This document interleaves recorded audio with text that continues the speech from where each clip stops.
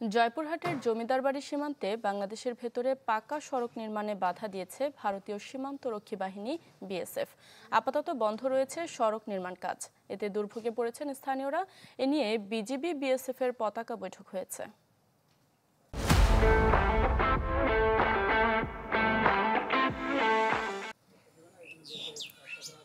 জয়পুরহাটের পাঁচবিবিতে লকমা জমিদার বাড়ির সীমান্তে সড়ক সংস্কারে কাজ শুরু করে স্থানীয় সরকার প্রকৌশল অধিদপ্তর এলজিইডি।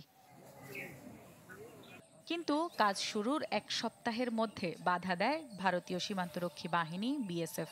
এতে বন্ধ হয়ে যায় রাস্তা নির্মাণের কাজ। শুধু তাই নয়, আতঙ্কে জমির ফসল ঘরে তুলতে পারছেন না স্থানীয়রা। আমরা এই রাস্তা দিয়ে স্কুলে যাই, খুবই বিএসএফ এরা বাধা দিছে বানানোর জন্য।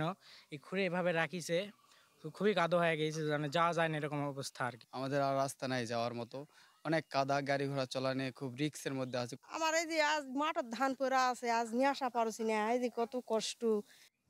বিষয়টি নিয়ে আলোচনা চলছে বলে জানিয়েছেন নির্বাহী প্রকৌশলী।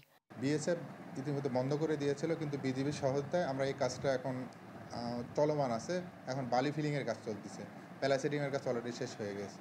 এখন কোনো সমস্যা নাই, এখন চলবে আর কি। ইনশাল্লাহ কয়েকদিনের মধ্যে আরও আপডেট হয়ে যাবে। আমাদের হয়তো ডাব্লিউবিএম এর কাজ শুরু করব।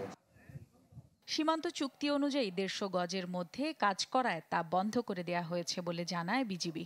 তবে কাজ শেষ করতে সব ধরনের প্রস্তুতি চলছে। আপত্তি জানানোটা লিগ্যাল, ওদের জন্য লিগ্যাল, আমাদের জন্য ওরাও কিছু করলে আমরা বাধা দিই। সরকার আন্ডারস্ট্যান্ডিং থাকলে ও তখন এইটা করা যায়। এই রাস্তাটা যেহেতু আগের করা ছিল ওই মাটি দিয়ে, বাট এটার মধ্যে যদি নতুন করে এটা কিছু করতে যায় তখন নিয়ে লাগে। 400 মিটার সড়কের নির্মাণ ব্যয় ধরা হয় প্রায় 58 লাখ টাকা। ইতোমধ্যে যার 30 ভাগ কাজ শেষ হয়েছে। Desk report, channel 24।